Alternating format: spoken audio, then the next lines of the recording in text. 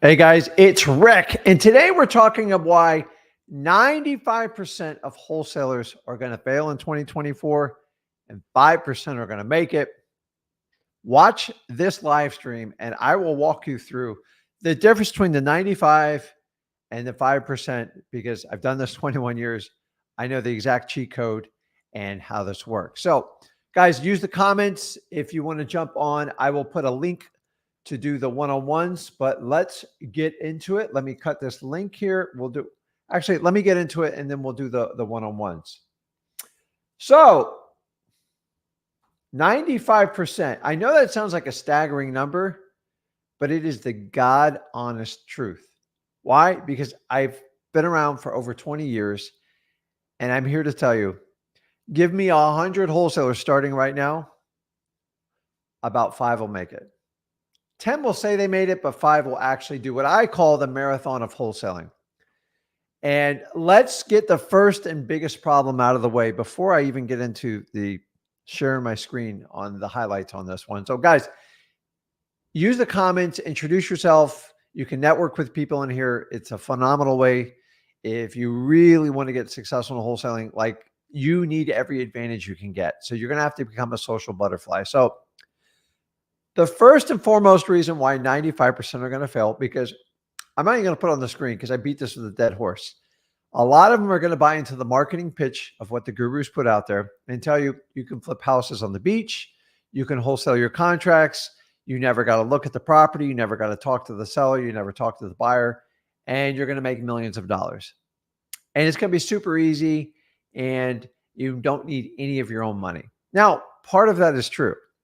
Here's the part that's not true. It's not going to be easy. It's going to be hard work. Number two, the reason why they tell you you don't have to use any of your own money, because they're going to take all your money in the course and then you're going to have no money left to do any type of marketing and you're going to have to come back and see me and Zach. Don't believe me? Go ahead and give it a shot. Honestly, think about this. If you have to make a phone call, which they call a discovery call, understand what's about to happen. That is going to be a professional salesperson on the other line that's going to get between 15 and 25% of whatever you spend. And their job is 100% to close you. And remember what I tell you, wholesaling is not a sales job. In fact, it's anti-sales. Why? Because your niche is in learning how to market to motivated sellers, distressed sellers, and finding them and get in front of them and crafting a solution that actually solves their problem. And so the difference between the gurus and what I just explained to you, the guru has to close you. Why? That's how they make their money. In fact, the only KPI they keep is their conversion rate because that's the most important thing to them. It's not your success rate. It's not if you're going to have any money left to do marketing. And for that reason, honestly, most gurus take most wholesalers out because the expectation is here. You go, oh my gosh, this guy or this gal is going to help me out. And it sounds so perfect to solve my problem. You're going to feel so good for maybe 5 to 10 days. Then the reality is going to kick in. The course isn't very good. You didn't have a chance to look at the course. You didn't vet the course. You didn't know they stopped wholesaling because they're so busy coaching. And they've got this entire staff. And that person on the front line is just the pitch person. And about 2 to 4 weeks into it, you go, oh crap, I'm in trouble. I bought a course from someone who doesn't care about me. I paid them a lot of money. I'm like, how am I going to get this done? Because it doesn't sound like it's easy. And they told you they can teach you it in 30 to 90 days. That is one of the biggest lies that you will learn upfront in wholesaling is it takes consistency. Now, it doesn't take years. I'm here to tell you. You can get a deal in under 30 days. Like I've proven it over and over again. But every month you're going to have to build. And the reality is it's a 6 to 9 month run to get really proficient at wholesaling. Don't believe me? Reach out to other people. Talk to other people on this channel. Check with them, the Flip with Rick. Check on the Wholesaling House is Real. Check on my son's channel, Zach Ginn. It's all the exact same thing. You actually have to want it. You've got to embrace the hard work and you got to do it. So you have to accept wholesaling is a fundamental skill. And to me, I've always told you, is the highest skill set you can learn in real estate. End of story, end of game. Why? Because go look at the people that are the best at real estate. I mean, the really best ones, the ones not funded by Wall Street. And there'll be one core principle. They all spent time in wholesaling, and they usually learned wholesaling first. In fact, I equate this to the UFC type of fighters. And you got jiu-jitsu, you got grappling, you got boxing, um, you got kickboxing, and then you have wrestling. Here's one factor. Almost every champion, the top people have one thing in common. They mastered wrestling. Doesn't matter when they did. A lot of them did it at a young age, but it is a core fundamental that gives them an advantage because wrestling takes a lot of time to grasp all the experience and everything you need to do in it. So if a champion UFC fighter has to understand the fundamentals of wrestling, and a wrestler can learn kickboxing, jiu-jitsu, grappling, and boxing, but you can't do it the other way, the same holds true for wholesaling. If you master wholesaling, you can do fix and flip, you can do buy and hold, you can do creative financing, you can do short sale flips, you can do apartment complexes, you can do commercial. Try to do it the other way. Try to take any realtor or any fix and flipper and say, listen, go out and find me a wholesale deal. It'll be crickets in the room. They're like, it's just the work's too hard. I can't do it, Rick. They tell me all the time. In fact, I could just hand them the plan. They got plenty of money and they'd still screw it up. So if you understand that, there is no avoiding the hard work in wholesaling. So what I want to do is run through the fundamental splits between a 95% failure rate in wholesaling and the 5% that succeed. It holds true today more now than it ever has in 2024. Let me go ahead and put up the link here, though. I'll invite you guys on a link. I will copy it, and I will go ahead and put it up here in the comments.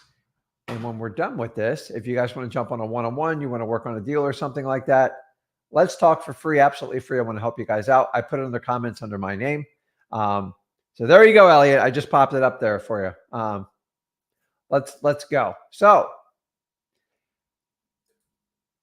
what's the fundamental difference? I got to look to the side. I got my computer on the side today. Let's talk about it. So 95% of what most wholesalers do. So I've already got the guru thing out the way. That's a fact. I didn't create this. This is why I'm so adamant about not being a guru. How do I define a guru? A guru is someone who makes 80 to 85% of their income solely on coaching fees. That is the definition of a guru. Anything else is BS. Why? Because they have to sell. Because God forbid they go out and flip real estate and actually do wholesaling. They probably would never survive. It's much easier to flip students like you than it is to flip real estate.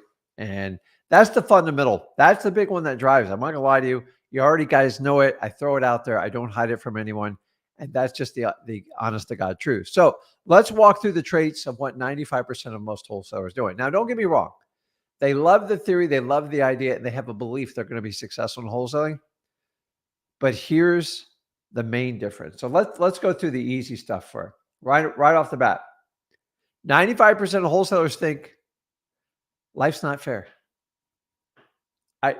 I don't know who wrote the rules. Let's face it, guys. When we were brought up as kids, you're trying to think, life's perfect. You got Santa Claus, you got the Easter Bunny, you've got teachers that make sure everything's fair. They try to break up fights. Johnny shakes Pat's hand. I mean, you guys know how this works out. But anybody who tells me it's not fair, there's nothing fair in life. I'm sorry. You are in the wild, wild west on planet Earth. And once you go outside of human beings, just look at the regular animal planet. I spend a lot of time in the ocean. It is a dog-eat-dog world out there. If you think it's any different on land with human beings, it's just we disguise it with this false communication.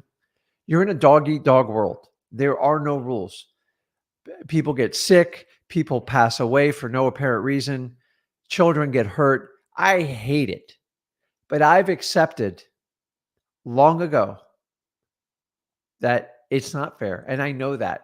But when you complain and saying life's not fair, then you are the problem. Nobody ever said that. Nothing's ever said, even in the Bible or anything else, that says life's just going to be fair across the board. Some people have just a terrible life and it's no problem of their own. They didn't create it.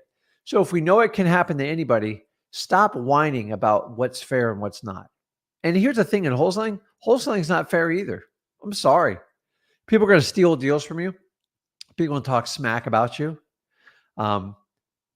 People might even sue you. Oh my God, how many times I've been sued? People are going to lie behind your back. There's all sorts of things that happen. And this is the journey of wholesaling. It's no different than life, because wholesaling is just a snapshot of how regular life is. And if you know that going into it, I know life's not fair. But when you put up excuses like life's not fair, it's not. I'm sorry. It's just the truth. When I hear people say this, I know you don't understand what's going on, and you got to understand that. Next one.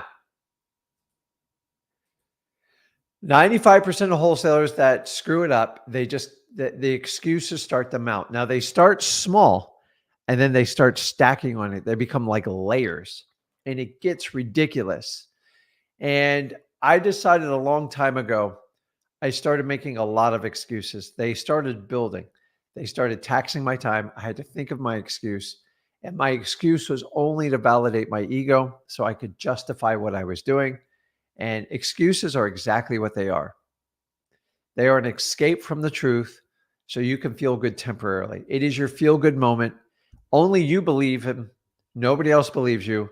And when I hear excuses, I instantly don't want to talk to people who make excuses. In fact, the more excuses you make is the faster I will disappear from you. Excuses suck. I used to be the excuse train expo. Why? Because it's your way of saying things aren't fair. This is why I can't do it. This is why I can't. After a while, you just assume the excuses do nothing for you. It's not going to get you anywhere. And you just distract your main focus from wholesaling. And then you look for others to basically join your wagon on your excuse to make your ego right. And I'm telling you, if you have a lot of excuses, here's what you do. Start listening yourself. And here's the crazy part is when you make an excuse, you hardly even recognize it as an excuse. And an excuse is something where you're just trying to validate what you're doing. You're trying to get others to jump on your ship. Excuses serve no purpose. They only serve your own selfish interest. And if you find yourself doing excuses, the first thing to do is recognize it and stop it. And this is going to take a while. You're going to have to start grabbing your mouth and go, crap, I'm making another excuse. Replace the excuses with an action plan. How? Find solutions. I'm okay if you got to find a solution. We all have problems. But an excuse is just like, I can't do it. I'm not going to be responsible about it. It doesn't work. It's BS, guys. You've got to understand that going into this. So if we know that, the next one, everybody in that 95% category and wholesalers that fail, they just don't want to do the hard work. This is so blatantly apparent to me. It's like black and white. I talk to people all the time like, Rick, I'll do anything to get a deal. Okay. Well, what's your main source of getting cold calling? Awesome. How many cold calls do you make this week? Well, I set out to do 500, but I got like 20 down and I got really discouraged. Okay. How many did you do today? Well, I haven't picked up the phone yet because I'm still trying to get over Monday's defeats. Like, seriously, you already committed the 500 and you can't get past 20. Are you really serious about wholesaling? Like, seriously. Here's the reality. Like, if you go to the gym and you decide to do, you're going to do reps. So say you're going to bang out 20 reps 3 times. If you're the type of person that gets in the middle of the rep, other than it's complete failure, and you just don't feel like it, you go, I'm not going to go to 20. I'm just going to do 12. That's the problem. You're doing the same thing in wholesaling as you do in the rest of life. In fact, I could probably identify a pattern where you do this in everything. You have to set a target and you have to go it unless you fall flat on your face, meaning you can't lift that bar up. You can't pick up that phone anymore. So set your bar and hold yourself accountable to it. But the reality is most people that fail in wholesaling thought it was going to be super easy. Maybe it was a guru or not. But at some point, take the guru out of the equation. You have to take accountability that it's going to be hard work. Some way, somehow in wholesaling, people just decided to tell you it's going to be super easy. Listen, wholesaling itself is a very simple concept. The hard work, dude, it was hard when I started in 2003. It's still work today. And the really cool thing about wholesaling doesn't give a crap about your education, doesn't care if you've been arrested, really doesn't even care about your age, doesn't care about your financial background, doesn't care about your education level. But on the other side, it doesn't care about your excuses. It doesn't care about your sissiness to do hard work. And for that reason, it will go find the person that is going to do the hard work for them. So, as beautiful as wholesaling is, it can be a brutal life truth. And if you don't accept and embrace the hard work, you are going to get killed in wholesaling. In fact, I see people all the time stop trying to prepare a deal and go out and do a deal. Now, don't do a deal just to do a deal. Go out and find a motivated sellers. In fact, I don't know why, like most people, they don't even spend time with motivated sellers. They just try to find people looking to sell their house. You need to find people that need to sell their house, people that want to sell your house. You're literally wasting your time in wholesaling with them. And for that reason, you've just got to go out and do the hard work. Most people I talk to, probably 75%, they just don't want to do the hard work. And they try to skirt around it. How do they try to skirt around it? It's not fair. It's too hard. I'm in a saturated market. I can't do that. How many cold calls do I have to make, Rick? Like, just stop your whining and just go get it done. Like, I do not have a course to sell you to like get off your ass and go do the work. It's just the truth, guys. If people would accept the hard work, it would be a lot easier. Like, think about this. If you're ever going to train and run a marathon, 26.2 miles, and be competitive, do you not think you're going to have to do some damn hard work? You're going to have to put in brutal amount of hours, brutal amount of training, and you're going to have to really get your mind right. Why do you think wholesaling is any different? It's the marathon. Like a marathon runner, it, to me, is like a marathon wholesaler. You just got to put in the work. You got to get better every day, every week, every month. End of story. I've never seen a marathon runner just start in 30 days, just win the race.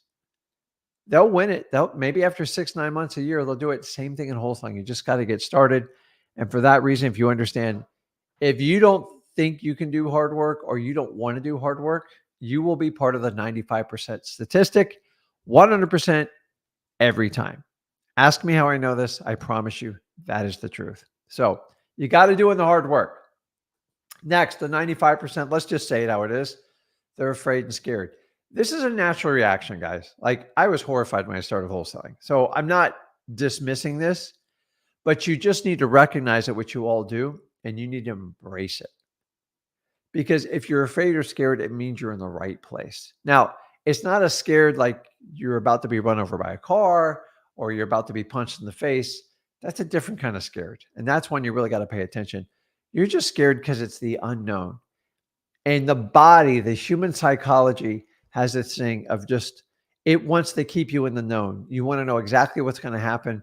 And that's why you're so scared and afraid. And sometimes being scared and afraid is a good thing. I know that sounds terrible. It is a good thing because everything you've done up to this point has not worked. Like, let's face it, guys. Think about this. When you were born, or any of you out there have like a newborn, like they're the most precious asset you have. Like everything you do, you're checking their temperature. You're always making sure they're fed. You're making sure that diapers changed. You make sure the crib is perfect and do everything. And honestly, it pretty much goes on right up to high school. My child can do no wrong. And then they got to issue with the teacher. I'm going to go stand up for my child. I'm going to do this. I'm going to make sure everything's fair. And something happens. They go, oh, my God, I got to get my kid in the best college possible. And you get them all these tutors, you take the SAT, and you get them this test, and then they send them off to college. And then guess what? Your kid comes home with a 4-year degree or maybe a 6-year degree like I had. And then you're like, okay, I've done everything I can for you. And you haven't. Like, honestly, think about this. Why was that kid so important the first 18 to 20 years of your life? And now you disregard them.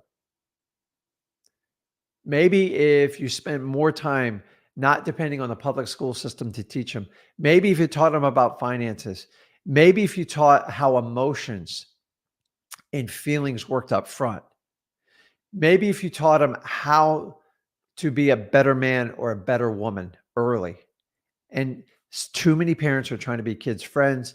And we have an epidemic going on in this country. We have too many kids coming home. That's a 55% unemployment rate out of college. And for the first time in US history, you make more money coming out of a trade school than you do a college. And the parents have completely bought into this college thing. Listen, if you need to go to school for medical, law, or engineering, you have to go through the colleges because that is the trade school. Outside of that, and sciences too. But like honestly, if you're not in the top like 1% for math or science, you are going to get run over by the world economy. There's really smart kids out there that are like study hard. That's all they do. And with a global economy, companies are going to gravitate towards them. So the reality is we have to create massive amount of value. I don't believe college is the answer anymore. I'm because trade schools have already exceeded colleges, and trade schools can be paid by people's employers. And people can make close to six figures right out of trade school with a year to year and a half of training paid while they do it. So why do people go to four-year universities, pay up to $100,000 to $200,000 a year to be unemployed to live in their parents' basement? Why? The parents just do what they normally do, and that's it. My parents did it. I'm not like, but now we have the tools. So if we were so perfect as a child, we get to eight, and then we disregard people. I don't understand it. And if you didn't get that love when you were younger, the most support you can give any child, in my opinion, is age like 13 to 25. That's when they need the support. But the reality is parents put all their effort in the beginning years and then getting them in a good college, and there's zero guidance after that. So you guys got to start asking if your parents are financially struggling, if they're not happy, they don't love each other, they're miserable, and they're just getting by, and there's like, they talk about retirement, which retirement to me is a joke. Why not work till the day you die? If you do something you love and enjoy, make a crap load of money doing it, why wouldn't you do it? I'm just saying society's messed up, guys. This is why, to me, wholesaling is so important, because it's what made the fundamental change for what I was doing. I don't believe in the middle class. The middle class does not exist anymore. It is a scam that has been perpetuated. Like, you're never going to get to the top, but you're not going to be completely poor. We're going to call you the middle class. And to get in the middle class, you got to go to college, got a good, safe job. It's ridiculous. I'm not knocking jobs. I did that crap for 12 years. I was an idiot. If I can just change one person's mind on this, I'm here to tell you the middle class is a trap. You're going to pay a crap load of taxes. You're going to try to keep up with the Jones. And in the end, you're going to be miserable. Your relationship with your kids is going to be brutal. Be brutally honest with your kids up front. If you have kids, get the truth. Why? Because kids need the truth today. They need to learn about money. They need to learn how to manage their emotions, and they need to learn how to be responsible and make money. And you're never going to learn this in the school system. The school system's the complete opposite. No accountability for money, giving out loans left and right. And so where I'm going with this, being afraid and scared is the norm. And so the minute people get afraid and scared, and that's 95%, they run and hide. Oh my God, it's scary. Guess what? Why? Because you learned that in school. You should never be afraid or scared. Always protected. Complete BS. And here's one of my biggest ones right here. You ready? People in the 95%, the biggest problem, one of the biggest problems is that they're so overly concerned what other people think, what others think. This is a massive trap. So let's face it, if 95% of wholesalers mostly fail, you guys are so concerned what that 95% think about you, you let them sabotage yourself. And then if you go outside of wholesaling, probably 97, 98% of the world's failing. And let's just talk in the United States. And you're going to take advice from these people. Hey, where do you invest your money? I don't know. I just stick it in a 401k. That's great.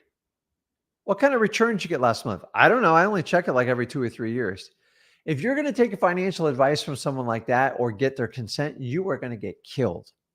Same thing with like life advice and how to get by. A lot of you look at people's car and go, oh my God, they must be doing really good. That's a nice car. Listen, what people drive for a car, they'll give anybody a car loan. Who cares? I drove around in a beat up Honda Accord for almost 14 years.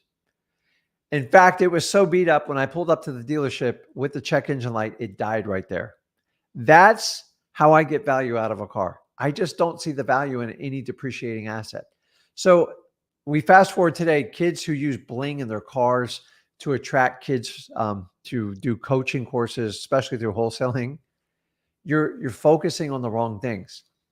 You should go, why would that idiot buy a depreciating asset, a $200,000 or $300,000 one? Why? What's the value? Oh, because I can afford it. No, you can't, because I've seen where you live. I've seen your fake office, and I've seen your fake watches. Like, seriously, wealthy people do not brag about the cars they drive, the house they live in, and the watches they wear. Sorry, I must be in like a different planet, but I'm telling you, they don't do it because they don't care. They don't need your money because they have their own. When somebody needs your money, they're going to go out of their way to dupe you into thinking that they're super rich. And the fastest way to do it are the three things I just explained to you: house, car, watch collection. Don't believe me? Go through your feed right now and find out who's bragging about their cars and everything like that. What's the point? I own a crap load of cars. I don't care. To me, cars, they depreciate an asset. I kind of hate them. Do I like nice cars? Absolutely. But I'm not dumb enough to buy a $300,000 car. Boats a different story, guys. I love boats, but I don't brag about the boats either. It's just, it doesn't make sense. I like to invest in real estate, things that grow. I like to invest in the stock market. To me, that is the ultimate, what do you guys call it? The ultimate bling. That is the ultimate show of how successful you are. Buying a car is like, it's worth less every year. The cost of maintenance, the insurance to store it. You're like, dude, you're a moron. I know you're not making millions of dollars. Why would you do that? Because the guys, they're taking the money from you. And then if you're going to give someone credit on the car they drive, oh, please, please understand that. So you got to stop concerning what other people think about you. I fell victim to this in my early 30s. And most of us are conditioned from school. You're conditioned from your parents, your family, your colleagues, your friends.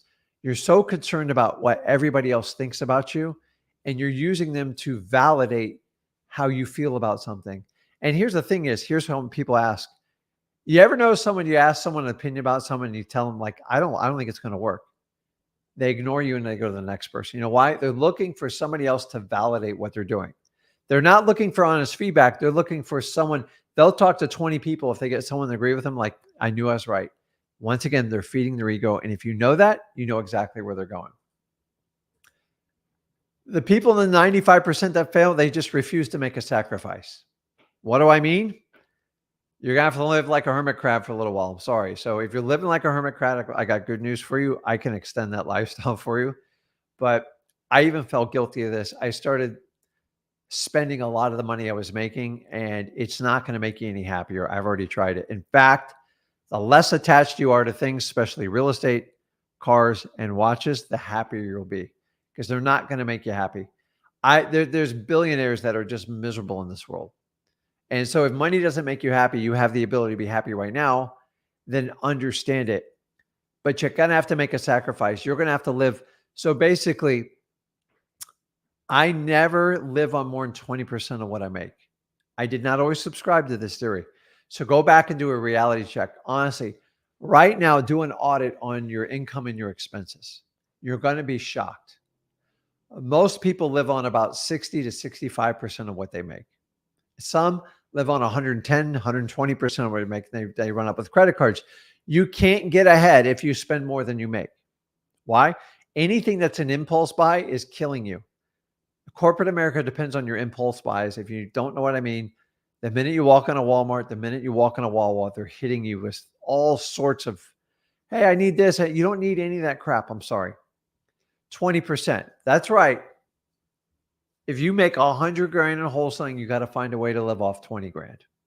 But here's the good news. As that number gets exponentially bigger, it's easier.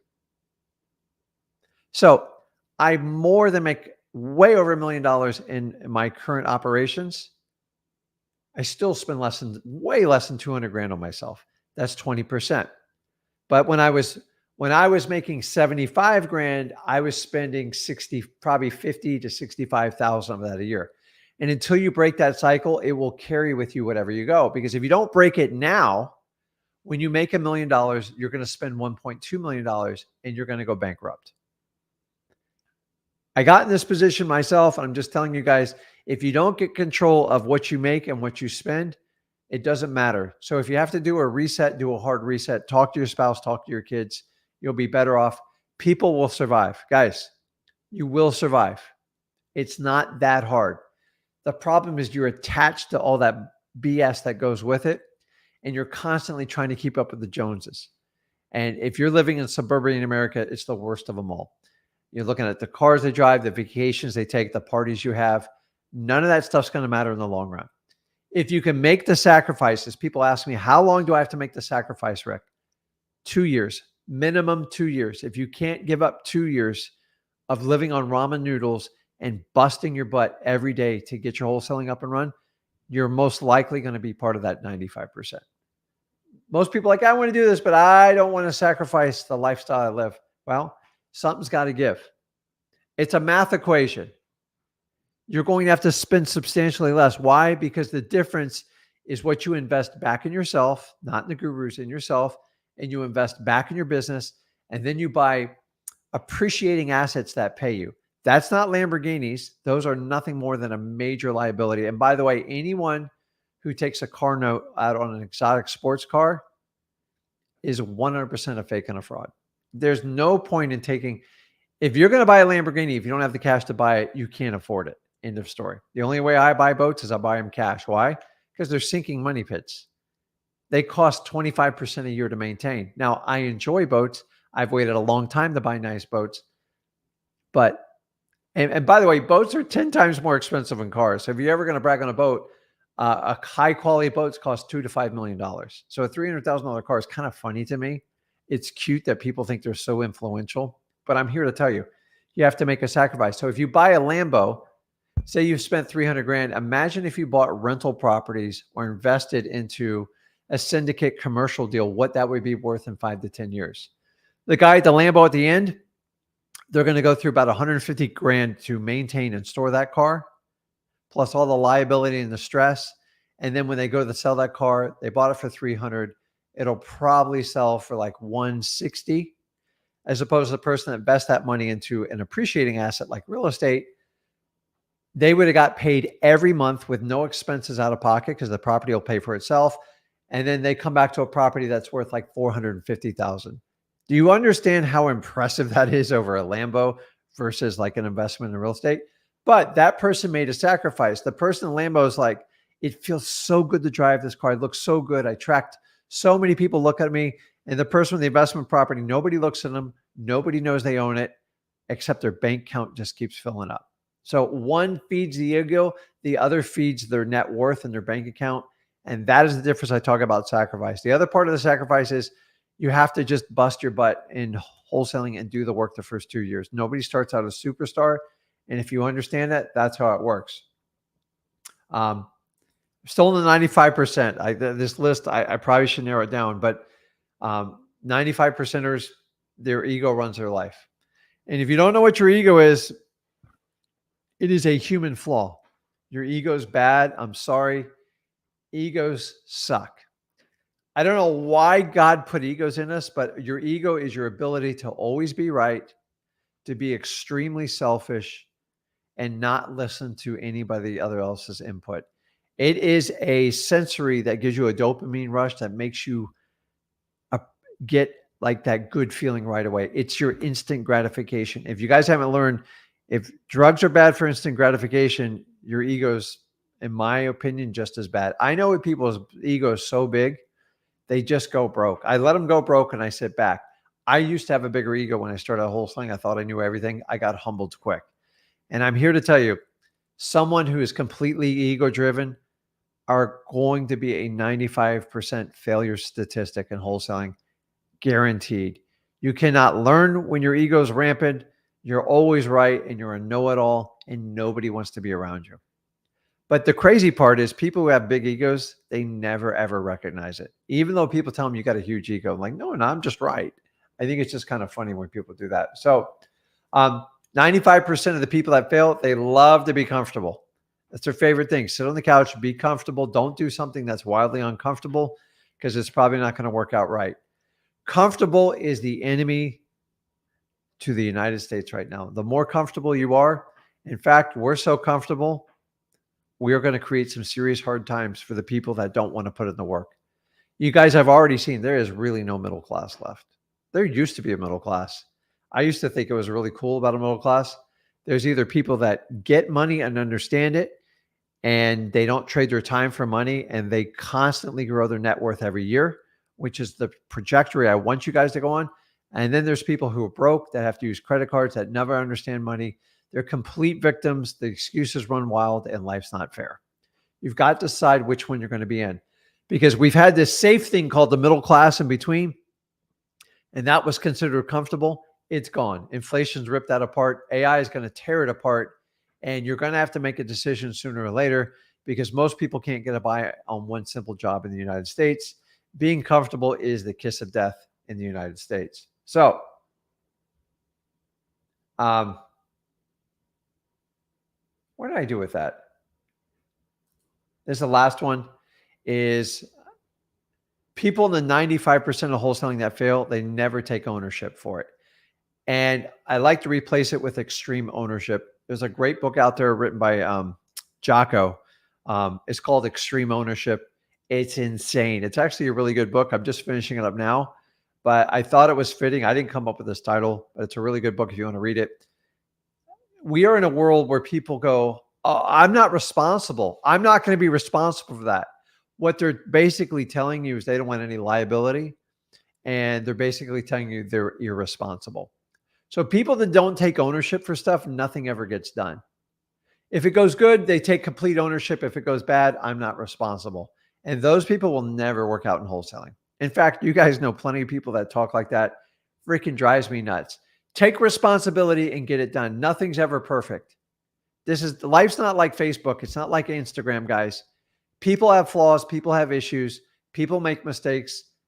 The judge of a good man or a good woman is in their character is what they do when things get screwed up. And by the way, I've never met someone that screws something up, including myself, my son, and everybody else included. So let's forget about that. Let's talk about the 5% of successful wholesalers. Let's talk about the traits they do. And like, this is going to be easy because I'm going to run through this real quick, because it's pretty much just the opposite of what we said here. So, and no exact order, they embrace becoming uncomfortable. Once you recognize you're uncomfortable, if you can force yourself to stay there going, this uncomfortable is what I need to do to get out of the situation I'm in, then I recognize it. It's uncomfortable. I'm just going to get through it.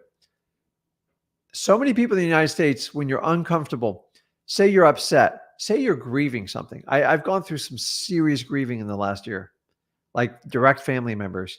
And so many people teach men, like, you shouldn't cry, you shouldn't do this. It's not that. So if you take a stoic approach to it, it just means I'm grieving, and instead of running from it by drinking alcohol, doing drugs, or burying all my feelings deep down, I'm just going to sit in the feeling. I'm going to respect the feeling, and I'm going to work through it. Period. That's it. So many of us run to like do other things to like bury the feelings, or everybody's got to take something these days. It's like everybody takes, I mean, the list is crazy. Everyone's got something. I mean, guys, I have ADHD. I don't take anything for it. Why? I just learned to be into it. So my ADHD is a superpower in wholesaling, but like sometimes it hurts me. Like I want to do so many things at once. And then if I get too scattered, it's a problem. So I learned my ADHD when I'm one-on-one, especially with a camera, especially with a seller, I'm at my absolute best. If you hit me with 1,000 things, my mind's always thinking 2 to 3 lines ahead. And I can have communication issues, and I still have it. And so I've learned tactics to deal with it, but I just go, okay, this is your ADHD acting up. Just relax. Get your thoughts clear, be present in the moment, and get through it. Or I can just take a drug that a psychiatrist or psychologist or a doctor prescribes, which they try to give me everything. Like, why? Are we going to chemically alter me? Like, if we're not going to, I'm not hurting anyone. I just sometimes have communication lapse. And I understand that and I recognize it. So I embrace people like this. They embrace when you're uncomfortable, you're in the right spot. The problem is when most people get uncomfortable, they try to gravitate back towards the comfort. You have to hit a switch and go, I'm just going to stay over here. It's like going out on a boat on a perfectly calm day. Like it's easy, right? It's flat. But when you go out on a rough day, I'm like, man, I'm uncomfortable. There's something like turning in my stomach. I think I'm getting seasick. Endure it, baby. Because this is the battle of uncomfortability. Because after a while, your uncomfortable is going to become comfortable and you're going to have to push it another level. You can never grow if you don't get uncomfortable. Loss of ego. Like, I can't tell you. Just lose your ego. I can't deal with people with big egos. I'm done with it. They usually bury themselves in their own BS, and we've beat this one enough. 5%,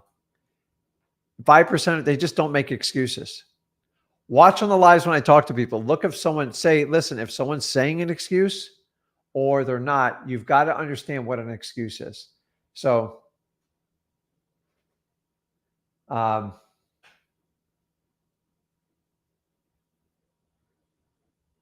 interesting. Okay, I'm reading comments here. I'll have to come back to that. Interesting somebody says that. Okay, so it's so easy to identify people when they make excuses. So I want you to go around, number one, start with yourself. If you make excuses, number one, recognize it because it's hard to hear your own crap. Number two, once you recognize it, just stop it and replace it with solutions. How can I move forward? I'm not a victim. I need to move forward.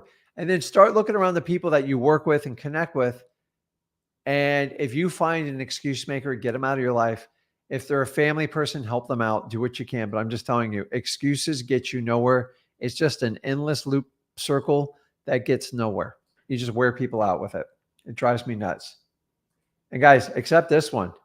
Life's not fair. I don't know who told you life's going to be fair, but just go watch like an hour of Animal Planet. Like, I mean, you got animals and their own family eating each other.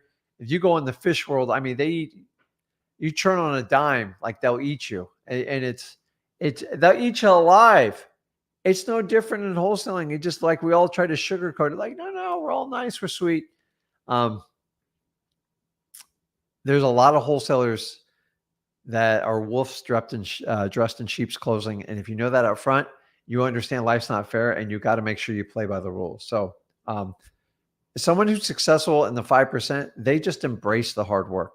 They don't run from it. They go, I know it's going to be a lot of work. I know I have to make X amount of phone calls, X amount of door knocking, reverse driving for dollars, direct mail, and they just accept it and they come up with a plan and they get excited for the journey and they understand it's going to be a journey. The other thing is they're just not scared to fail. This is something that is ingrained in all of you from your childhood, from your parents to your siblings. And honestly, I think one of the worst victim of all is the school system. Now, I'm one of those few generations. I'm old, but we did not grow up with participation trophies. We are accountable. We had to be home by dark with no cell phones, no nothing. And now I fast forward today, and trust me, I raised 2 kids in this environment, but like these trophies for everything, participation thing, we're just setting people up for a massive amount of failure. We are in a world right now, if you say one thing that another person doesn't agree, they now get offended and they go get to legal protection, and then they want everyone to be enforced by these rules. This stuff doesn't work in wholesaling at all. And I'm not getting political on here, but I guess I'm just telling you, if you are not scared to fail, you're never going to win. You are going to fail. You're going to fail quite a bit. In fact, you guys learned in school, you don't ever fail a test. Oh my God, if you fail a test. Well, I failed plenty of tests, trust me. But the reality is you have to fail to learn stuff in life. It's the only way it works. You're going to have to lose a game to learn how to win a game. You're going to have to lose a wholesale deal to learn how to get more wholesale deals.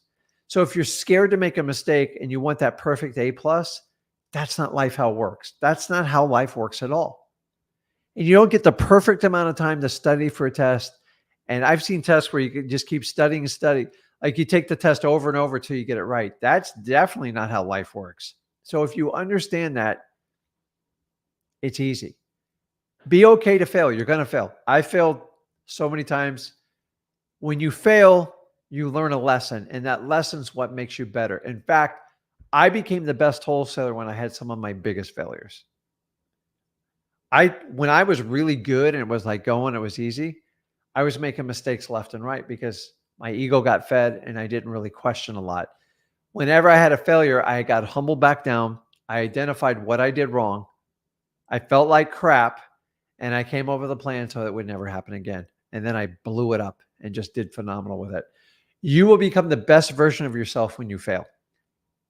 That goes for anything outside of wholesaling too. It's just the truth, guys. And if you understand that, be okay to fail. I don't want you to fail because the reality is you should win more than you fail. But even the best people on planet Earth fail today. Warren Buffett still fails. He's made some bad investments. Jeff Bezos, he's gone through a difficult divorce. He's been through multiple iterations of his business. He used to sell books when he started out. The failures is what created Amazon now. And the list goes on and on. We go on and on with these people. So, and listen, honestly, whoever can make the most sacrifice is usually going to win really, really big. Now, without saying, the people in the 5%, they take extreme ownership for their business, period. They're just like, you got to own it.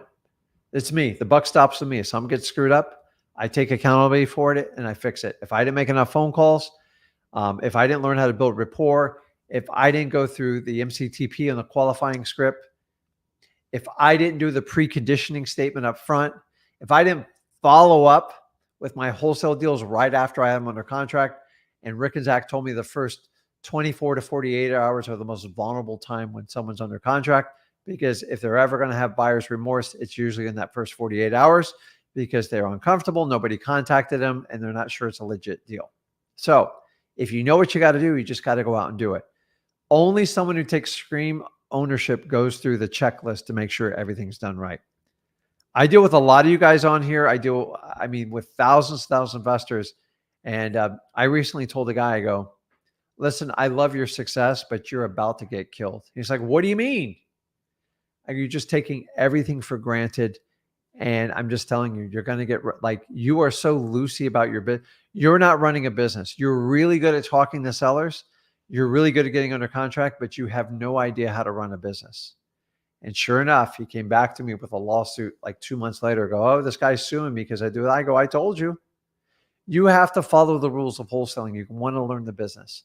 So I'm so glad you've made a couple $100,000 talking to people. But like, if you're going to turn this into a business, you're going to have to learn how to be disciplined. And you're the farthest thing from it. And to this day, I'm still trying to work with this person, but you got to understand that. So let's just sum it up like this. What are the common factors for successful wholesalers? Because that's all you need to know. And guys, I get in the mechanics every week between Flip with Rick, my channel, and Zach's channel. But it's so important you understand the difference, the fundamental difference of successful wholesalers versus ones that aren't. And there's a huge disparity in them. Gurus will never share this information with you because they don't want you to know it. Big part of the problem. So number one, hard work. Wholesaling's simple, but you have to put in the hard work.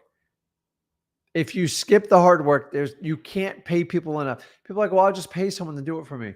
You've got to learn the fundamentals of wholesaling, because if you don't understand that, how the hell are you going to teach other people to do it? I don't know why people constantly avoid this no matter what happens, but it always seems to happen. Number two, you're going to have to become majorly disciplined. And if you don't have discipline, it is a trait you have to learn, and you're not going to learn it overnight. And the one thing discipline is, it's just about doing the same rudimentary tasks over and over to the point they become second nature. I'll give you an example. I like to work out. I don't drink. I don't do anything else. Like, I got to work my ADHD. I'm a high energy person. So I go out to the gym. I feel great afterwards. It's not that I really enjoy the physical hard work, but I'm so conditioned doing it. Like, I feel awkward when I don't do it. Now, that took a long time to get to that point. But what the thing is, it makes you feel good. It makes me fit my clothes better. And it gives me a much sharper, clearer mind. How did I do it? I just kept showing up. Even on days I didn't want to show up, I just kept showing up. I just kept going to the gym. And after about 6 months, it was like second nature to me. And the problem is, like, how do you get from a non-disciplined person to a disciplined person? You just got to commit. So you just put it in your calendar and you just keep doing it till you're so sick of yourself, it becomes second nature. A lot of people say it takes 21 days. It takes longer than that. That's a flat out lie. I'm telling you, you have to commit to it. And if you commit to it, amazing things can absolutely happen, but you have to do it. Without discipline, nothing works, because discipline will create this. It's going to create two things. It's going to create consistency. Consistency is the ultimate secret. The problem is, to get to consistency, you can't do consistency without discipline. It's impossible. Discipline's the thing that goes, I have to do this today. I have to do this today. And disciplined people don't make excuses. They don't like check the weather. Like, if I'm going out running, if you go, listen, I'm running. I run on Monday mornings. If it's snowing, if it's pouring rain, unless there's a tornado or like a hurricane or like a massive blizzard, you're going. End of story. And you have to do the same thing in wholesaling. And after a while, it's like, it's like, you ever see that commercial, Dunkin' Donuts, like, it's time to make the donuts. It's time to make the wholesaling donuts, because you got to get your butt out there. They ain't going to make them on their own.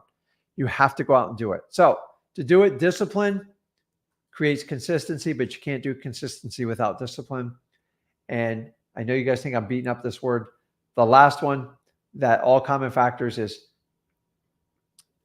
all good wholesalers take extreme ownership. Ownership's okay. Like, people are relaxed. People understand being an entrepreneur, like, it's actually much more work than being an employee of anything else, because you can shut your mind down when you're done.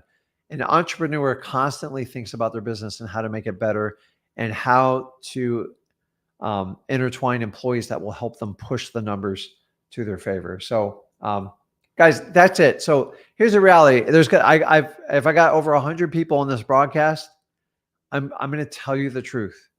I am like that uncle that just going to tell you the truth, because no one will tell you on the internet. A lot of you are going to fail. Why? Go back and watch this video. If you don't believe me, watch them. You can get granular, and then we can give you the steps in wholesaling. And if you want to learn how to do that, just go over to freewholesaling.com. But you've got to make a commitment. And the people that will get their mind right before they go through the training at freewholesaling.com will do the absolute best. Most people jump into freewholesaling.com, they get excited, they start doing a few things, and the minute they hit a roadblock, they're like, I don't know if this is for me, man. Like, this is a lot harder than I thought it was, and it's scaring the crap out of me. Well, you didn't go through the mindset, the adjustment, and you're going to use your old self, your old personality that didn't get you anywhere. Let's just admit it. And then you're going to try to squeeze it in the wholesaling, and you're going to try to pick and choose. You think the things are going to work for you. You might as well just go back to your 9-to-5 job, because nothing's going to change. You have to change first. If you want to make that change, become financially free and have freedom of your time, wholesaling, honestly, I just can't find a better way to do it. I've tried a lot of things. Wholesaling was the one thing that worked for me. I've done MLMs. I've looked at the Amazon FBOs and stuff, which, by the way, was a complete scam, because Amazon doesn't let you do it, and people collect 30 grand from you. What was the other one? Forex trading. Guys, the market's the market. You can't beat the market. I'm sorry. Even the most sophisticated people in the world have to time. Nobody times the market. People make decisions, and they make long-term hedges, and that's how you win. I love the stock market. Honestly, the stock market's one of my creations of my wealth. I took my wholesaling money. I bought real estate, which I love, and I leverage, and I use the depreciation, and it appreciates. But I also made large investments in the stock market. Why? Stock market doesn't talk back to me. I can click a button. It's easy. And honestly, if you will stick with the market 5 years minimum, it's really hard not to make a big fat profit. So on average, I've well exceeded what the S&P does, which I believe is just around double digits, between 8 and 12% on which year time frame you look at it. But I made investors in crypto a long time ago, completely speculative. I'm not an expert on it. But you know what I did? I put the money in there and I just walked away. Just walk away. Hey, whatever happens, happens, right? I didn't go, oh my God, I'm going to flip it tomorrow and like be a millionaire. And like, Do you ever notice like when crypto gets hot, everybody wants to talk about it. And when it goes to crap, you never hear from them again. Those are the people you want to avoid like the plague. And by the way, anybody in the real estate space, especially wholesaling, who brags about their crypto or does entire content on it, that is what we call a massive distraction. And why would you follow someone who's a real estate expert, so to speak, and get their crypto advice? I'm a rookie. I will never give you advice on that. I'm somewhat of a rookie on stock markets, but I pay attention to my investments. I look at them every week and I constantly keep pouring money into it. Why? Because guys, after a certain amount of time, if you can get 15% returns on a consistent basis, your money will explode. Along with the real estate, everything else you do, and that's how you win. I'm an expert on wholesaling. It's the only thing I teach you guys. I do have some good dad advice and stuff like that, but let's jump on here and talk. Okay, so let's answer some questions here. So first thing, guys, if you're new to the channel, do me a favor, make sure you subscribe to the channel so other people can find this channel so they don't get screwed over. And make sure you go over to wholesaling.com. It's a free course me and my son created. We are already out there 4 years. Guys, you can do this whole thing for free. I'm trying to help out as many people as I humanly possibly can in this world that want to jump into wholesaling. And I'm just not going to do it like every other guru does it. Because if I can teach you how to get your first deal, then teach you how to get to your first 100 grand, if you want to partner up with me, I will do real estate deals for very good wholesale deals. And you can have access to me and Zach pretty much for as long as we do this. And my son's very young. He'll be doing this a long time. I plan on doing this in my 90s because I actually enjoy this stuff. So I'm one of the few people that actually love wholesaling. I find most people get into wholesaling, especially in the influencers, are like, I got to get the hell out of this. This is making me so the only reason it's making you uncomfortable is because you keep taking money from people that you know are going to fail. I do it the opposite. If I have 100 people take the course and 5 are successful, I've done my job. I already tell you, you're going to have to bring your A game. You don't bring your A game, I can't do it for you. Zach can't do it for you. It is completely up to you. And that's why I love it. Go over to freewholesaling.com. I got it flashing on the screen right there for you. And let's get into it. Let's see what the heck is going on here. So I had some interesting questions here. Jason's got it right on the fail forward. What's up, Phillips? My good friends are on here today. So from Wisconsin, Jelson's on here. Raymond's on here. Mike from Rochester. I love saying Rochester. What's up, Jonathan? Okay, so let me go through. I started a couple of these comments here. Raymond said, I commented earlier, hey, Rick, is it okay to use the contract the seller is providing instead of a 2-page? Don't do that because that's like giving up home field advantage. So when a seller pulls out a contract, I'm a little bit nervous. So unless you completely understand contracts and you know what's in that contract, the seller's got it memorized, it's new to you. I prefer you use my contract. Sometimes we have to use like the title company's contract to get deals done, especially in probates. But just be wary because most motivated sellers rarely or ever going to question your contract. End of story. So if you know that going into it, you get it. So make sure you do that. So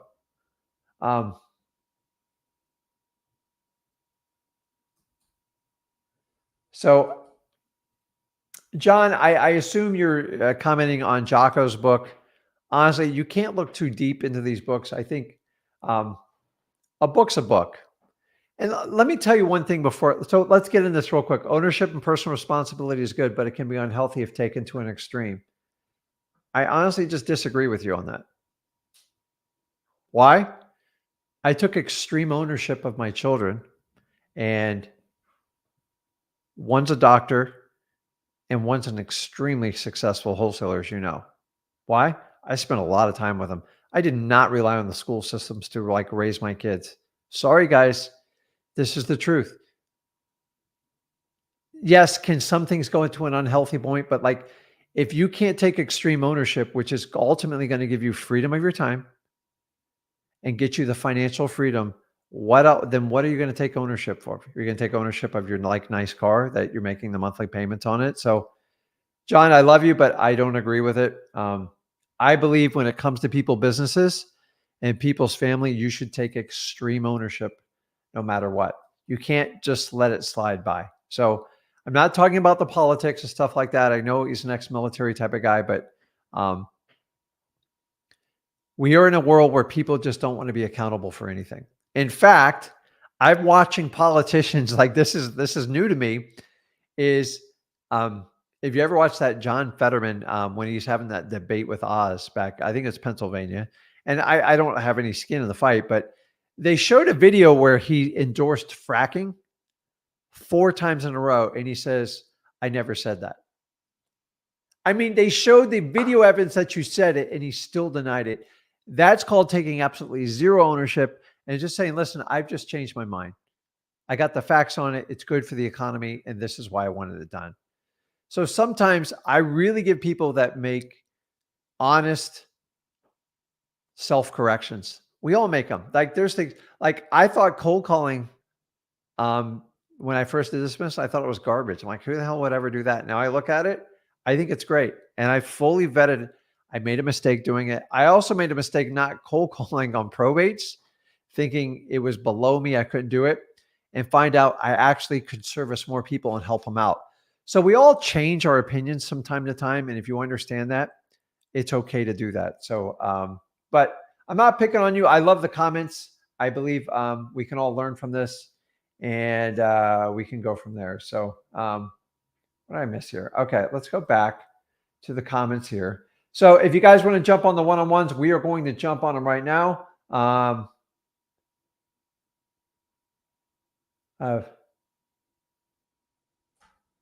So this is like cool cat. Like I appreciate the this is what are your thoughts on final determinate adaptation of energy efficient? I have no idea. It's not wholesaling related, so I have no idea.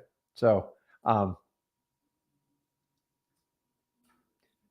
John's right. If you get stocks that pay dividends, it's like a double whammy. So dedicate part of your portfolio on dividends because they pay you. No, and this is the old, like honestly, stocks, just so you guys know, it is 100% passive. It doesn't mean you shouldn't be involved and educated though. Passive, a lot of people think passive means go to sleep, and that's where most people get killed. But John is correct on that. So we don't have to agree on everything. How to get a legal description, just go on the property appraiser site, copy and paste it off there, or go into your official records within your county, and you can pull up the deed under their last name if they're on there. So, okay, let's jump on. Last one on the comments. How do you find cash buyers for fire damaged properties? You make a lot of calls. You make a lot of calls. You just have to go through a lot of cash buyers, because here's the thing is there's no code for fire damaged cash buyers. So if you've bought, say if someone's bought 3 or 4 fire damaged properties in the past, there's no way to identify them the data other than maybe cross-referencing it to the police, the fire department's record logs to that address.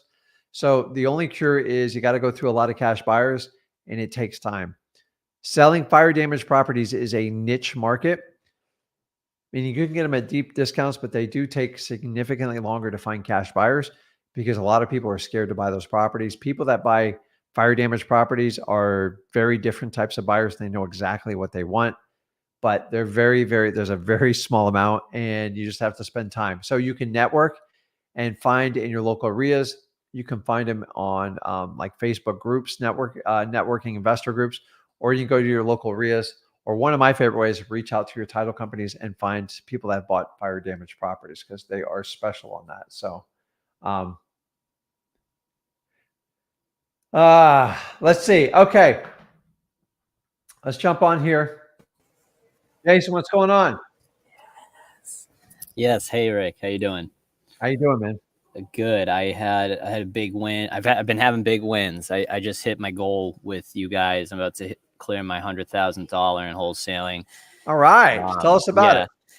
Dude, this is the biggest deal in my life. Basically, started texting. I was cold calling all the time, texting 6 months ago by hand on a Sunday, like every day, every hour, sending 5 texts by hand. Mm-hmm. And, finally get a lead in my first week. Then 7 months later, this comes around. They call me. They say, hey, the guy died. Like, I'm behind on payments. Like, this turns into a big deal for me. House is brand new. Got a great deal on it. Double closing. Like, now I'm like, whoa, it's weird hitting your goal. Took longer than I expected, a little over a year, but it's all my Yep. paychecks came in the last 6 months. Like all my deals, that last 100K really came in the last 6 months. All last year was failing. Anyways, that wasn't my question though, but I was just sharing with you that So I did. before you get Yeah. to your question, let me ask you: was this first 6 months was a challenge, right? Yes. Did you Yeah. think when you first got in it? Did you think it was going to be a lot easier than it was? Meaning, did you know how much work you were going to have to do to get to your first deal? No, I didn't know. I knew I Yeah. had to work hard. I've always had that standard for my life, but So, yeah. but you kind of knew it. Like, I know I'm gonna have to do hard work. I'm just going to get through it no matter what it takes, right? I had a lot of fear. I'll tell you, that was probably my biggest problem. Yeah. I was afraid of everything. I was calling just listings like so much. Everything cripples me and like frozen. Was afraid to pick up the phone, talk, Really? screw up. So much fear. Probably where I reside and a lot of my problems still now that I'm trying to grow this operation. But yeah, ton of fear and like but that 1% improving and just like crawling forward and then realizing over time, wait, I'm not afraid of that anymore. I've done it so many times. And So just then, to let you yeah. know, you're already in that 5%. So here's the statistics. I don't have anything to back it up other than my 21 years of talking to everybody in the business, wholesalers specifically. Mm-hmm. The reality is most people never get past deal 2, period. Mm-hmm. I would say 70% of the people never even get a deal. Of that, sometimes people get lucky and they get 1, maybe 2, and they're dead after that.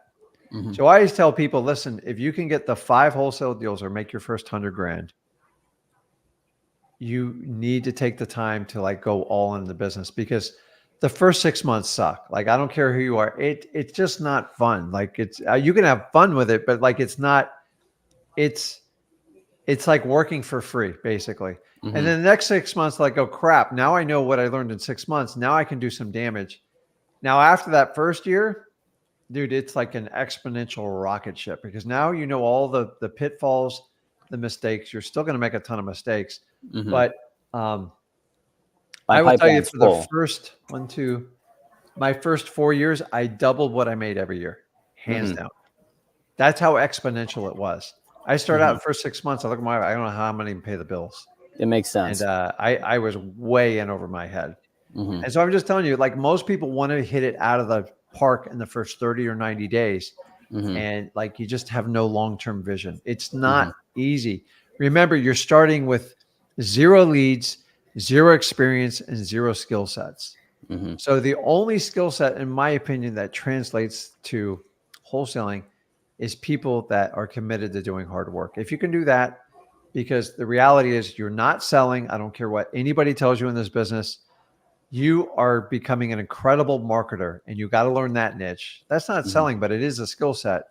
And then once you do that, you're just guiding your distressed sellers along a path and trying to keep them out of their own way. And eventually you get one that hits and like, okay, I'm not sure if I did that by accident. Then you do the second one, like, well, that was interesting. And then by the 3rd to the 5th one, you're like, okay, I'm noticing a pattern here. I just got to keep marketing more and keep my foot on the gas pedal, and this become a regular thing. And I go, listen, I told my wife, I go, I can make like 20, 30 grand a month. And I only used to make like 70 grand a year busting my ass every day. Mm-hmm. She's like, well, you got to show me. Well, the first 6 months was not pretty, dude. Mm-hmm. In fact, if I based it on the first 6 months, I would have quit. I just go, look, I'm so close, and I had so many good deals fall apart. And so I appreciate you telling people the truth it is, because most people think they start in this business the first 90 days like a rocket ship. Mm-hmm. It's like a rocket ship that falls off the platform and the engine's still going, but like you're going sideways. And that's how most people deal with it. That is the norm. That is not the exception. Mm-hmm. And most people quit before they even strike their first like golden nugget. And then once you get that 6 months, but remember, what made you good at what you did was that first 6 months of struggle. And then the Right. next 6 months, like, and I'm going to apply all the stuff I know. So now being in it 1 year, if you make 100 grand this year, you can easily make 200 next year. Mm-hmm. And then it just compounds after that. Mm-hmm. So I went all the way from making less than 100 grand to $1 million very quickly. Mm-hmm. I just kept doing the same thing. I just turned it up more and more, and I got a little bit more uncomfortable. And after a while, it kind of got easy, and to the point where I hate to say this, guys, it's not even that hard anymore. So I push myself in other categories like commercial and stuff like that. So you had a question, though. I appreciate you sharing that journey with everyone. Yeah, I will say it was, for me, it was like 10 months of really failing. I was longer. It took me a little longer, and that got me nervous because you guys are like, 6 months. I don't know. I had to take abundant action and put my head down for a while. And you end up course correcting and figuring it out. But what you got to do. Yeah. So my question is, I just joined Flip with Rick Plus. I made about $85,000, and then I bought SMS text blasting. I decided to buy that and reinvest and start adding that marketing channel because I was texting by hand and I saw the volume it was doing, and I just said, so I bought that to do more marketing, get more deals. I'm getting more leads. My pipeline's full. Business is going as planned. Now that I'm getting a check for about 46 grand off this deal, which is, I think I can invest more again. Let's do this. Yeah. Me and Zach are getting ready to travel, so we are going to be on a plane for like all day tomorrow. But we need a day or two to get set up. So I'm going to be out of the country for like 3 weeks. But we still run our business. So we've spent the last month making sure all our businesses are going to run. And so if you guys are part of Flip with Rick, you still have access to it. We need to come up with a plan for you. Remember, my job's not to spend your money. Like, I'm trying to help you protect it. And we just need to come up with a marketing game plan for you. So I don't want to like take everybody's time here with Flip with Rick. Totally appreciate that. This is an option that you can work with me and Zach. It's very nominal. Guys, it's $97 a month. No, I joined it. And you got the best deal because like you don't even have to share the deals with us. I have a lot of people. I make hundreds of thousands of dollars splitting deals with people. I do creative financing. I buy apartment complexes. I do everything. And the people in Flip with Rick Plus, they're really committed to doing it. But it is a community and a group setting, and it will help you out. But we're not going to be on tomorrow because I'm stuck on a plane. But Wednesday, Thursday, and Friday, we'll be back to our regular one. So inside there is a Flip with Rick Plus marketing worksheet. There's a thing pinned to the top to show you how to do it. Go ahead and start on that worksheet. Because that's what we need to do to get you a head start on it and get you going. Cool. Perfect. That's so we'll do that, and we'll spend the amount of time and do that. And I'll probably talk to you either Wednesday or Thursday. Okay. I appreciate it, Rick. Thank you for everything you guys are doing. Okay. It's helping me. Awesome, man. And dude, I'm thrilled for you because you stuck it out. It's not easy, guys, what we do, but like if you do it, you can benefit just like Jason right here. I mean, doing some monster deals. But like you got to have the guts to do it. And he even like admitted to you and was vulnerable saying, listen, I've got issues with this and that. Like I had the same thing. It's the same thing. We all just get through it. So if you want to do it, it's not easy and you're going to have to make a major sacrifice. But if you do it, everything you want's on the other side. So now he's just got to figure out how to set up the business portion, which is some of the easiest part we'll do for you. So I'll talk to you either on Wednesday or Thursday. Okay. Okay. Congrats. Sounds good. Thank you, sir. Appreciate it. Okay. Awesome, man. Okay. Let's jump on. Mike, what's going on, man? Hey, how you doing, Rick? How's Good, everything man. How are going? Doing well. The only question I really have is I sent in a FOIA request, and now the town clerk, she wants me to like sign a piece of paper saying that I won't solicit or facilitate, and also get it notarized. I know it's like be sweet and everything? Should I just go with the flow and do it? How should I go about that? So he wants you to sign a document that says you're not going to solicit to that Yes. list, or Yeah. what else? Or a fundraise, nor be sold to any party for solicitation or fundraising Well, the purpose. second one's a piece of cake. The first one is, I have no idea what their definition of soliciting is. Do you? No, I just been doing the notes. I've been putting some notes on people that have like no solicit, but I haven't had anybody call back. But I don't know. Should I get a definition of that? I find it's absolutely ludicrous you have to do this. Like, That's what I thought too. so let me ask you, what say you violate this? I assume it's an affidavit, right? Yeah, it's like a certificate. It just says certificate on it. She's like, fill this out and everything. So basically says I certified would read it head potential. to toe just to make sure you're not burying yourself. But like, you got to understand, Yeah. we don't like. So you ever watch Seinfeld? Sitcom? Some episodes. Okay. Yeah, some There's a episodes. character on there. His name's George Costanza. Absolutely, like, Mm. brilliant series. One of the most profitable like comedy series of all time.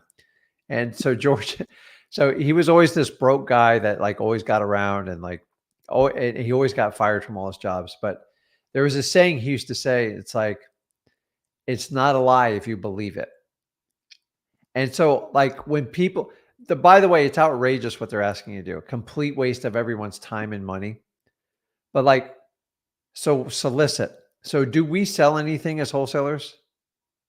No, From the homeowners, do we sell anything to them? no, I don't. No. So, like in my eyes, you're not really like. So I'm not saying, hey, do you want to buy this vacuum cleaner? Do you want to buy this insurance policy? That's soliciting. Right, that's what I Think thought if you're, too. well, you're soliciting, to buy their home. I go, I don't think that's soliciting. Like, so it all comes down to a definition of soliciting. So I think it gives you leadway. I'm not a lawyer, but as George Right. Costanza said, if you believe it, it's not a lie. So the funny thing is, the truth is only as you see it today. That's it. Mm. So unless they define solicitation as calling homeowners to ask to buy their home, I don't see the problem with it. I really don't. And number two, how are they ever going to enforce that on you? That's what my other thought was too. So There's I was no like, app. There's no way they can figure that out. I believe they just use it as a scare tactic. So I said, listen, I'll sign this form as long as I can get like once a month. Which list are they hitting you on this? for all of them, I asked it. They're like, I was like, for the building codes, fire codes, health codes, zoning ordinance. That's what I asked for, and that's what they told me they wanted me to say I wouldn't solicit to. Listen, I got no problem with you do it, but you got to be confident. And remember, it's your signature going on it. But like, it's so you're not signing a contract. You're just signing a statement at the time. Like, Right. you signed an agreement with them. I would be a little bit different story because that's a contract. And then do they have a legal claim against you if you do it? But like signing, like I'm not going to solicit. That's just like on the do not call list. You can't solicit to people. Well, I don't sell them anything, but they still make it difficult for people. So I'm okay with it. But it's like, as George Costanza said, you have to believe it. Because if they don't define Right. what solicitation is, then you can only take the definition on the internet or Webster's Dictionary.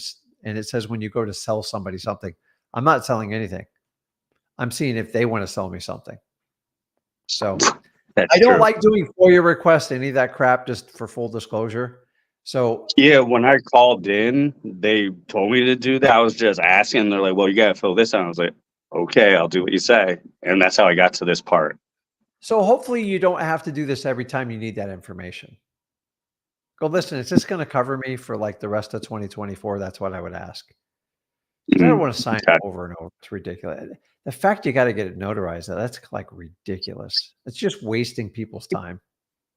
Upstate New York. What's the you understand a notary's job is just to verify your signature. That's it. There's no other legal authority for them.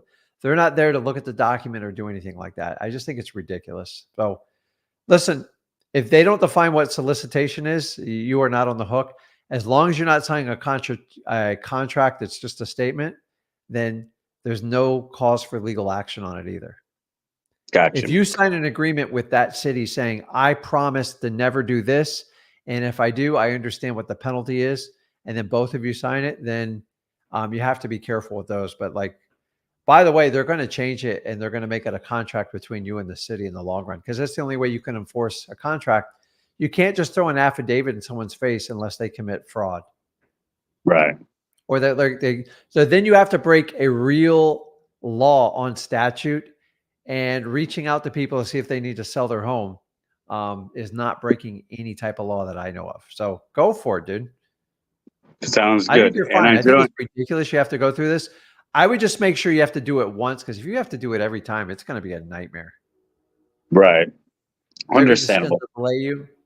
And remember, you want to get the most current information when you get it too. So right. I think it's ridiculous, and but like as George says, it's not a lie if you believe it. Like, I just think it's solicitation. Go look it up. Look up the definition. It's like all over the board. It's usually the act of selling something. We're not selling anything. So do it. Awesome. And I joined Rick with Plus. So following that process with the probates and everything. Yeah, we'll be on Wednesday, Thursday. Like, you just got to read it over. A lot of these contracts are common sense. Now, if you wind up signing an 8-page contract, that's when it's problematic. So how long is it? It's just one page? It's like a form? Yeah, one page. That's all. Just a certificate. Sooner or later, they're going to spell out what solicitation is, and they're going to make it a 2-party contract. So 2-party contracts can be forced for damages in court. So if they don't define what the damages are, and they don't define anything you're violating, then it's like, who's the idiot that came up with this form? I love that stuff. I think it's hysterical. Do it. I do too. Do it. I'll see you Wednesday or Thursday, okay? Sounds good. Have a good trip. Awesome, man. Okay. Danny, what's going on, man? Hey, Rick, how's it going? Good, man. How are you? Pretty good. Hey, I got my first probate deal under contract finally. Awesome. Tell me about it. Yeah, so it's the mother had passed away and the daughter is the PR, and I actually mailed her months ago, and I just decided to go through my list and just check them again, see if the properties are still owned by the person that passed away, and just text the PR again. And turns out that they're interested in selling. So I met with her, got it under contract, and now I'm going to be walking a buyer through it today. But I had a question about your thoughts on disclosing the purchase price with the seller to the buyer, because I made a mistake on one of them and I accidentally disclosed that. So you're talking about disclosing your contract price? Correct. So the price between me and the seller. So what's your concern? Is that, it seems like it reduces the leverage that I have for anything higher than like a $5,000 or $10,000 assignment fee if the numbers pencil out. So so repeat what you just said on that last line. I said it seems like the leverage is gonna be eliminated if I disclose what I have it under contract for, and it's like the buyers seem to have this $5,000 or $10,000 assignment fee ingrained in their mind that's the limit. So have you had problems in the past with this? Well, I've talked to buyers before, and some of them have kind of squawked about anything higher than a $10,000 assignment fee. But this is the first one I've had under contract, so it's kind of a little bit uncharted territory.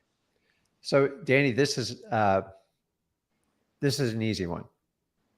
Okay, because and you all have to get over this. So what you put it under contract for, you had to put in a lot of work. You had to study your ass off, and you had to learn how to market and spend time, mail letters, and do all that stuff and get the list for probate. And you deserve to be rewarded for it, because without it, the cash buyer you're talking to right now would never even have a shot at this deal. And you got to start looking at it from that side of the coin. So you're falling into the classic argument. So let me ask you this. What do you have it under contract for? $240. How much? $240. Okay. And what do you think the ARV is on it? Somewhere between $215 to $250. Or I mean, 415 to 450. I'm sorry. Okay, I'm about to say we're gonna have a Yeah, different conversation. no. So you have brought incredible value to the market. hmm It is an off-market deal hmm that you've made available to your cash buyer that he's not even competing with. Do you know what a luxury that is for Oh, I get a it. fix and flipper? hmm It's phenomenal. Yeah. You could easily take it to market, do a lot of other things. So first and foremost, understand you're creating an incredible value. hmm It is a skill set what we do, and very few people understand it. Number two, stop deciding what your cash buyers are going to pay for it and find out what they'll pay for it. So hmm walk them through the property, come up with a number that you think is reasonable. And remember, so you understand the cash buyer is only going to buy it if they think they can make money off the deal, right? Right. So you've got to make that utterly transparent to them. hmm So simply is, here's all I do is I talked about it. So you got under contract for 240. You figure out the ARV minus repairs, but let's just come up with a pretend number. So pretend you're my cash buyer. hmm I walk you through the property, everything like this. And I said, listen, I don't talk about my contract price at all up front for anything. The only thing is, if you learned anything from me and Zach, is we teach you how to pre-vet the cash buyers. hmm The one precedent you want to find is if they've ever bought a property via assignment of contract. Do Yeah. you know if your cash buyers ever bought a property via assignment of contract? The one I'm bringing through here in about an hour and a half he said he's bought many of them from wholesalers. So he knows the deal. Got it. But the So one that I they messed up fully on. expect to pay an assignment fee. Mhm. Now, here's the secret. When you go to talk to them, just talk about the total price. Mhm. So if you offer it at 260, whatever your number is, find a number where he can make money and you make money. You don't work for that cash buyer, Right. but you have to respect their numbers and stuff like that. Totally. Don't ever put a limit on what you can make. I've made 6 figures on tiny little single family homes because I asked for it, Mhm. but I had to show the value in it. I will tell you this, get them the agreed number, whatever the number, if it's 250, 260, 270, say, listen, I'm offering it at 260. If they go, great, awesome. Stop making a big deal about it. Mhm. End of story. You're worried that they're going to freak out when they see your contract price. You actually only have to worry about your sellers freaking out. That's your main job. They're the ones that will blow your thing up. Any cash buyer says, well, I'm not paying you that much of an assignment fee because it's not fair. But so say your cash buyer agreed to 260 Mhm. and then he sees your contract for 240. He goes, that's not fair. You're making 20 grand. Go tell him to F himself and get out of there. You do not want them as your buyer. They're the worst type of people. These are the people with very narrow mindsets. Mhm. I have to win. You have to lose. If you agree to 260, no matter how it goes down, you are committed to 260 and that's it. Yep. So let me ask you this. If he thought it's a good value at 260 and I bought it for 100 grand, would he have a heart attack if I made a $160,000 assignment fee? In your mind, you already think he would. He just has to commit to that number. That's it. Yeah. And I'm going to tell you what, if they ever ass out on you, they did you a huge favor. I get Okay. people all the time. I'm not paying you more than $1,000. I go, then go over to MLS. Well, let me Go ask pay you a follow-up question then. $50,000 more. You're never going to find a deal like I'm offering it right now. And honestly, I don't want to work with you. I Right. fire buyers all the time. Okay. You're worried about what they think. So here's how an assignment of contract is. I go, listen, Danny, that's awesome. 260, you good? Now we're going to sell an assignment of contract. Mhm. What I need you to do is I'm going to send you over the assignment contract, or you can go by my title company. You have to leave a $5,000 deposit. And once you leave that, or right before, we'll give you a copy of the contract because that's what you're buying.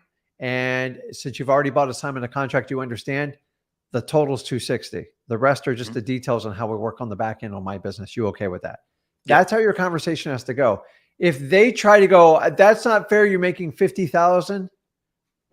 The only thing they are underwriting is what they're buying it from you for total. That's it. And make Mhm. sure they're getting clear title. Right. That's it. They can Okay. question the repairs, any of that, but like your assignment fee is it's none of their goddamn business. You Mhm. understand that? Like, Yep. and once you get over that, you just don't care. And that's why you always want to try to get someone who's bought via assignment of contract before, because you eliminate anyone who goes after you. Go, well, listen, that's cute. You're trying to make 20 grand off me, but I'll give you $1,000. Get rid of them, man. Yeah. They're terrible people. It's like, let me ask you, if you go into your supermarket and you find out they paid a nickel for that loaf of bread and you just paid $4.99, or you go, well, I'm not going to let you make $4.89 off of me. That's not fair. We don't have that right. They don't have that right. You offer an incredible service. Do not doubt yourself. You can negotiate, but only negotiate on the total number. That's it. Here it is, $260. Go by, leave a $5,000 non-refundable deposit. They'll give you a copy of the contract. You can review it right as you're leaving your deposit. If you got any questions, just give me a call and we're good to go. And they'll call you up. They go, are you making a $20,000 assignment fee? I go, yeah, I busted my ass to get this deal for you, but you already know the value is in $260. Let's go. That's it. Once you're confident about it, but like, I make 6 figures off people all the time. And by the way, I'm working on a deal that's got a $300,000 assignment fee on it. I don't care what people think. Remember in the beginning of this live stream, I said, you've got to stop caring what other people think of you. You bring the value. That's it. Nobody goes on an MLS deal and says, how much did you buy it for? That's not, no, they don't do any of that. They accept the number and they move on. Yeah. Worst case scenario, if you're going to freak out about it, you can do a double closing, but I never do a double closing for a cash buyer. I'll do it for the seller. I never do it for the cash buyer because odds are they're going to ask howdy and they're going to play games all the way up to the closing. So you have to be confident you bring incredible value to the table. If he can't find anything under like 300 and you're giving him a deal at 250, 260, don't play games with him, though. You got to look at the numbers. This is not MLS where you try to bid it up like a super high number. Get a fair number and move on. And then you'll get better at dispositions and you'll just get better and better at this. But by the way, my average assignment's over 30K on regular single family homes. Why? Because I find the market value for it. I sell it for a discount. I leave money for the cash buyers. And my skill set is in marketing to motivated sellers with the highest marketing ability possible. That is the value I bring. If they could go out and find deals like this without you, they would, but they can't. So most people get excited, go, no, I'll take it. 260 is fine. Some of them will hiccup with the assignment fee, but like, I just paid a guy $75,000 for an assignment fee. I don't care what the assignment fee is. I hope it's $1 million. And here's the other argument you can do is say, listen, if I bought the property for $1 and sold it to you for 100 grand, would you be upset me making a $99,000 assignment fee? If they are, don't ever talk to that buyer again. Like that's just it. As long as it's legal and they're getting clean title and they know the repairs going into it, don't ever discount your assignment fee. Sometimes we have to discount the assignment fee because we can't find a buyer for it or we paid too much for it. That's a different story. Okay. So you confident, offer the total number, solidify that total number and give him instructions on where to leave a deposit, sign it. And once he signs the assignment of contract, he will get a copy of the contract. If he has any questions, give you a call. Now, don't freak out when he goes, hey, Danny, you're making $25,000 off of me on assignment fee. You go, yep, you're right. Just go into it because he's looking for you to run from it. Like, well, no, it's complicated. No, just, hey, I offer a valuable service. You're getting value at 260. I can go back and use this money to find more deals. It costs me a lot of money and time the market for these deals. Yeah. You got a plan for it? Yep. Hey, just one more. That's what I need you to do. It's that simple. I swear to God, if you'll change that mindset, you will do amazing when you do these deals. Stop. For the longest time, I said I could only make $10,000 an assignment contract. I did 14 deals. They were all 10 grand. Someone told me, he goes, why don't you ask for 25? I go, well, that seems a little sketchy. I started asking for 20. Guess what? I got 25. So I went through this. You're going through this. You offer an incredible service. Don't discount yourself for it. Okay. Yeah. Appreciate it. One more quick, hopefully quick answer or question. Quick, because I got to jump on another live after this. What are your thoughts on like a threshold, if you will, for when you double close, if you do? Like, is there like a double close? You should be making. So a double close should only be dictated by your seller or like there's some strange extenuating circumstance. But keep in mind, a double closing is going to cost you. So I would never do a double closing for anything 10 grand or less. Okay. Because you're going to give up a third of that on closing costs. So if that helps you out, remember, even if you're making 50 grand, you're going to give up 3 to 5 grand of that right off the bat in fees. Mhm. So that's why I don't like doing double closings. Okay. Every now and then you get a difficult seller, or they bring a lawyer or a realtor in there, and you're kind of stuck with it. Mm. So just anything under 10 grand, I just don't think it's even worth it, unless it's the only way to get it done. Because when you do a double closing, there's 3 parties involved total, and it's a timing issue, and it can fall apart on you. So just keep that in mind. Okay. Appreciate it. Okay, man. Awesome. So guys, if you have interest, you could join Flip with Rick. I just changed it up. Me and Zach just changed it. Zach's back. He got his tonsils out, so it's been a long 2 weeks. But we opened it up, and we're running a 7-day free trial, so you can kind of check it out, see what the community is about. It's really cool, but it just gives you the ability to DM me, Zach, directly. It does take a little bit of time for us to get back, and it is a community. It's not one-on-one. And then 4 days a week, you go on extended lives and private lives, and we try to answer as many questions as possible. Remember, it's a community, and we teach you how to get deals on your own. And then if you want to partner up with it, you get preferential treatment, because people in Flip with Rick Plus, I just say it, they're badass investors, and they are the people. So I've got a lot of partners in there. And here's a really cool part. If you bring us a deal when we do it, it's free. So if you want to start out and you got no money, you can just provide us a great deal. Go out of your way to get in touch with us, support at Flip with Rick, jump on one of our lives that we do. The other thing is, when you do a deal inside of Flip with Rick with us, we let you in the community for free. So I can't make it any simpler. So it's a 7-day free trial period. Yes, you got to put in your credit card. It's $97 a month. If you're looking to jump in and out, I'm not going to be a good fit for you, because if you jump in and out, I'm never going to let you back in. And I'm probably not going to let you on all my sites and stuff like that. I'm not looking for people to jump in. I can't fix wholesaling in 30 days. But if you give me 6 months, I can do amazing things. And we have 2 live events. We got one coming up in Orlando in October. It's going to be incredible. I already have my employees working on it now. It's going to be a much bigger event. It'll be a lot of fun. So if you want to connect with us, the live events, the DMs, the privates. But guys, you go over to freewholesaling.com. Flip with Rick Plus is not a requirement. It's just a luxury if you want to spend a little bit more time with us. Remember, I give all my content away from free. It's just extra direction. And if you want to partner up with us, that is my preferred way to work with people. And that's how you get my private phone number. Because if you do get deals with me, some people, I actually own apartment complexes, trailers, commercial buildings, and they just came really good wholesalers like, Rick, I got this great deal. I want to bring you guys in. And that's the best way to work with us. So guys, I appreciate you. We are not going to be live tomorrow on Flip with Rick, but we'll be back on Thursday. And hopefully Starlink works for us. But we're going to be traveling to Europe, and we're going to do some fun wholesaling things. I'm going to talk to people about Europe wholesaling, because it's a whole different thing over there. So guys, I appreciate you. Hey, listen, if you got value from the day, do me a favor. Make sure you smash that like button.